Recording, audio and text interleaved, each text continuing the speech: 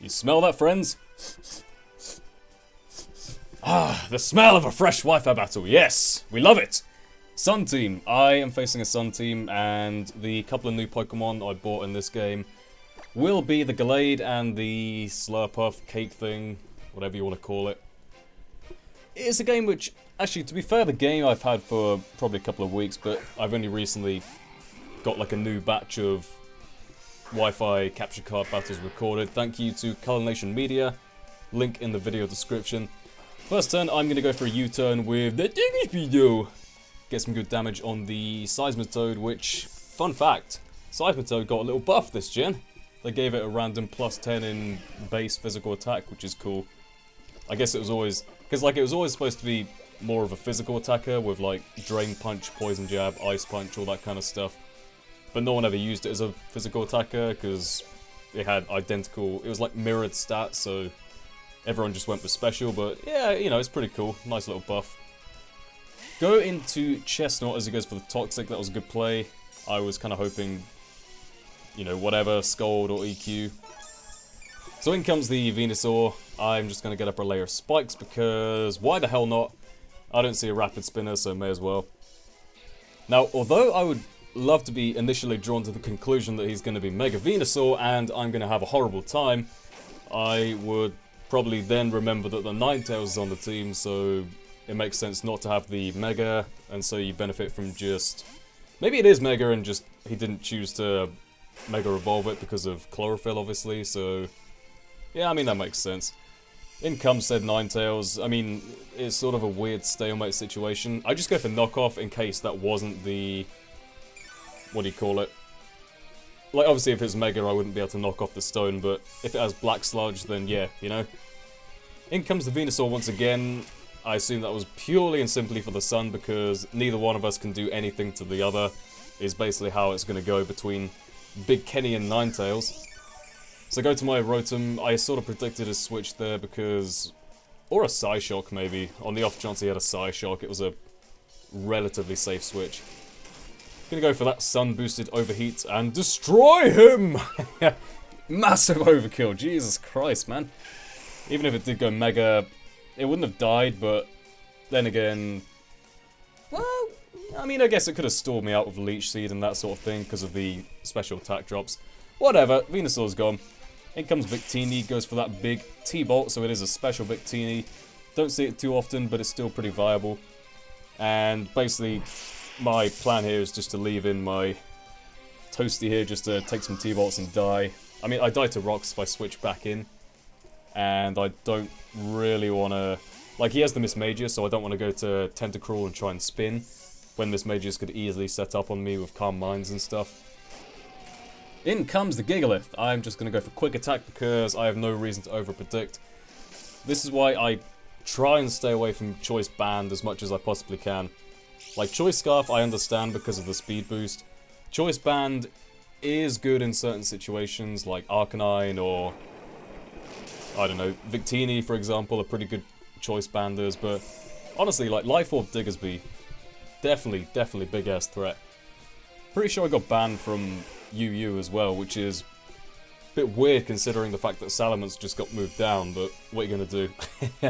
It's all based on usage, In comes the Ninetales. I'm gonna go to my Chestnut once again, predicting the Solar Beam. He's just gonna go for the Will-O-Wisp though, so that's fine. I can hopefully save this thing for later.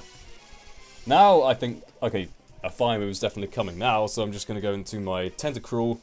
Just realise that both of my defensive core are weak to Psychic. Bad move! That was a bad move. In comes Shiftry. Benefits from Chlorophyll, so it's a good addition to any Sun team. And I love Shiftry. He's a pretty cool guy. Look at those platform shoes. Crazy wooden... I don't even know what the hell they're supposed to be. It's just like these weird legs. I think it's based on some Japanese mythical beast or something or other, but... I'm gonna go to Slurpuff because it should hopefully be able to wall this thing, unless it has, like, you know, Nasty Plot Giga Drain, in which case I'm screwed. But luckily it does turn out to be a physical variant, so I can set up on it with Cotton Guard. Seed Bomb might do a decent amount, but it'll need a Swords Dance for that, really. In comes the Seismitoad. Get off some nice sun-boosted flamethrower damage. And now the plan is essentially keep going for Calm Minds until I die! Or until he dies, whatever comes first. Venoshock does a decent-ish amount, but it turns out he also has the Toxic, which is the main threat. Otherwise, you know, I wouldn't even care about the Venoshock, because I could just Calm Mind up and then take some HP back. There's the Citrus Berry, there's my speed boost, so no chance Ninetales can outspeed me now, which is very good indeed. Gonna go for a couple of Draining Kisses, and even though it's like a 50 base power move, look how much HP you get back. That is why you're running Draining Kiss over, like, I don't know, Dazzling Gleam, for example. Because basically it heals back 75%, I think. Most of these moves only heal like 50% or 30% HP. But Draining Kiss, yeah, that's a solid 75% of the damage you do in recovery, so not too bad. Victini comes in because it is special and I have the Calm Minds up. I do have Cotton Guard as well, but I'm not going to go for it knowing that he's a special attacker. Just going to Draining Kiss. I don't know why he switches out here because it dies on entry anyway, but goes into Ninetales as I go for another Draining Kiss. Basically, this is Slurpuff just trying its hardest to hang on, just last little bit of life in it with a Toxic. It's, you know, that scene in V for Vendetta where he's already been shot 50 million times and still tries to take down as much as he can. Go for a Sun Boosted Flamethrower because it is technically more powerful. And that's a dead Ninetales. Hey, I'd call that a good success, you know, weakening Victini, taking out Seismitoad, and finishing off the Ninetales. Yeah, that's pretty good. Haven't had too much success with the moveset so far, but it's got some kind of potential, you know. It just means sort of setting up for a while to get some decent damage going with the Draining Kiss. It also gets like Energy Ball Surf, by the way, if you want to swap that out for Flamethrower, but in comes the Shiftry. I'm going to go to my Glade. I have no idea why we went for X-Scissor, but I think either way, Seed Bomb or Sucker Punch wouldn't have killed anyway. Would have done, well, I don't know, 50% more than that, I guess. But yeah, go for the Drain Punch. That's going to take it out from there. Didn't get to show off the Gallade set, but it's a pretty cool set. It involves skill swap, I'll say that much. So that was a great game, Power. Very enjoyable game indeed.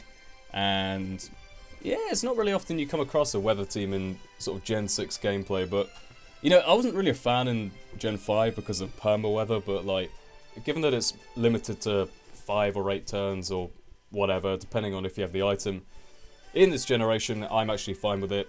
I'm actually probably going to try some weather teams out on OU or UU fairly soon as well, because it seems like fun. So I hope you all enjoyed the game. My name is Tommy, and I will see you all next time. Goodbye.